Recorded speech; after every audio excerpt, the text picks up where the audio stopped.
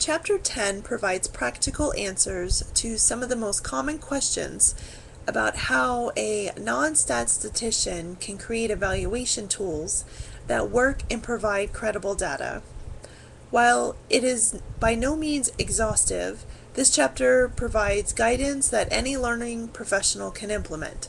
Its purpose is to offer solutions to some of the typical structural problems found on evaluation forms that generate ambiguous or misleading results and suppress response rate. When developers create evaluation tools, there are common questions asked in regards to the tool's information and use. Are they asking the right questions? How long is the survey length? Is the data interpretable? And almost always, how can the response rates increase? Step 1 of the keys to success, the subjectivity of response scales.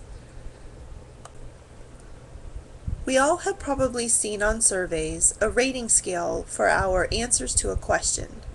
The response scale can incorrectly assume all respondents will uniformly interpret the mental distance between the anchors to be identical when each anchor is not specified to what level it is supposed to represent.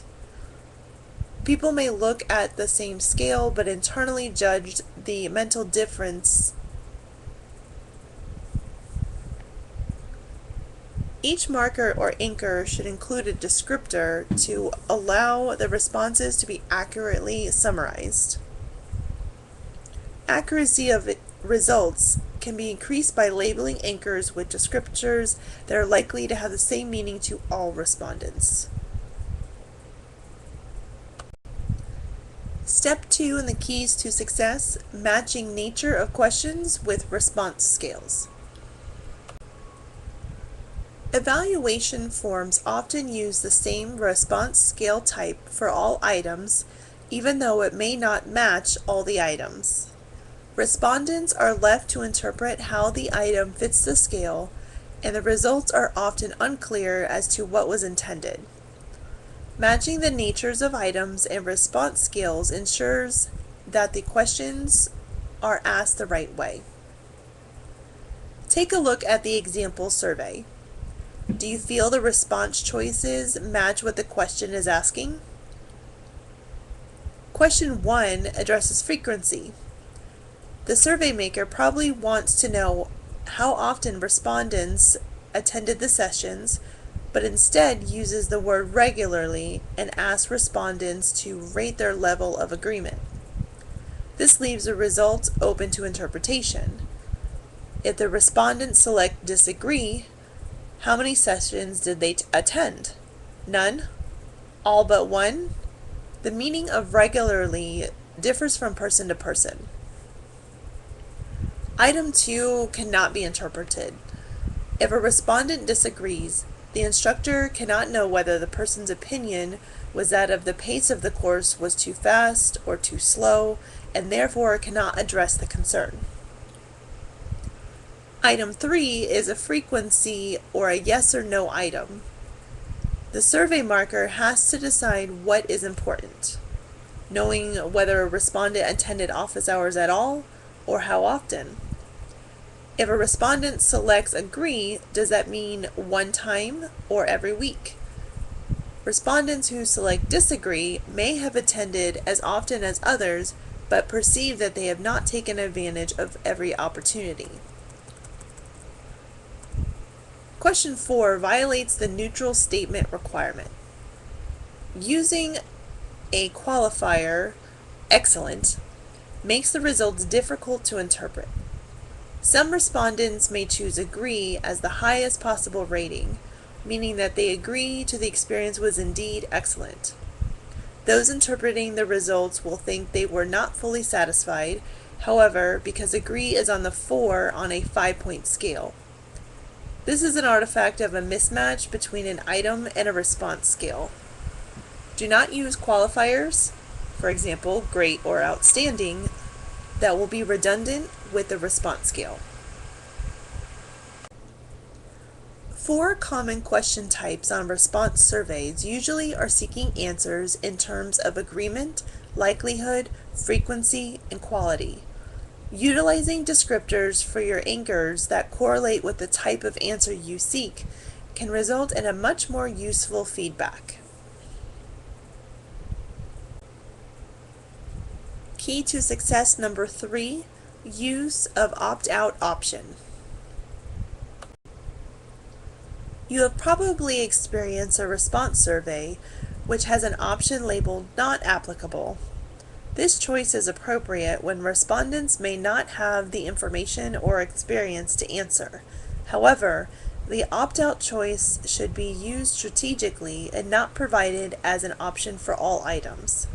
Allowing respondents to skip questions for which they certainly hold an opinion results in loss of valuable information.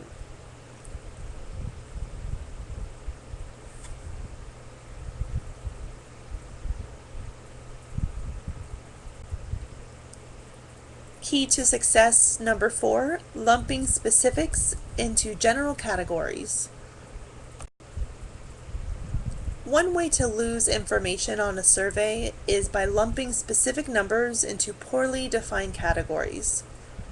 Take the question being asked on this survey. How many online training courses have you attended this year? The true answer that the surveyor is seeking won't be learned because the answer choice is offered. When numbers are grouped for analysis purposes, all values within that group are treated as equal, but in our daily lives, we don't do this. When you're out for breakfast, would you tell the waitress you want somewhere between 2 and 5 pancakes when asked? No, you would give a specific number, like 3. The goal is to learn what respondents are truly thinking. By asking for specific questions, this will give you useful results. Key to success number 5, choosing meaningful categories. In situations in which you must use categories and are unable to ask open-ended questions that would yield specific answers, be sure to use categories that have meaning based on introspection or historical data. In other words, analyze what the numbers may represent in terms of the business's interests and goals. In the analysis, all choices within the group are treated as equal, so the categories should be defined so that there is more similarity within the groups than between groups. For example, you are a manager looking to hire someone. You ask the potential employee a categorical question for years of experience on the application. As the manager, do you consider 1 year experience the same as 3 years? If not, why put them in the same category? Key to success number 6, 3-point final review. There are 3 action items to help identify gaps. Action 1 is to look at the survey content from the perspective of the respondents. Check for potential confusion, ambiguity, or jargon. Action 2 is to take time to imagine different scenarios in the results. This will force you to consider the survey content so that the analysis is efficient and meaningful. Are responses clear what they are trying to express, or could that response have multiple meanings? Action 3 is to pilot test. Using small representative groups to test your survey allows for feedback regarding misunderstandings and obstacles present within the survey prior to launching.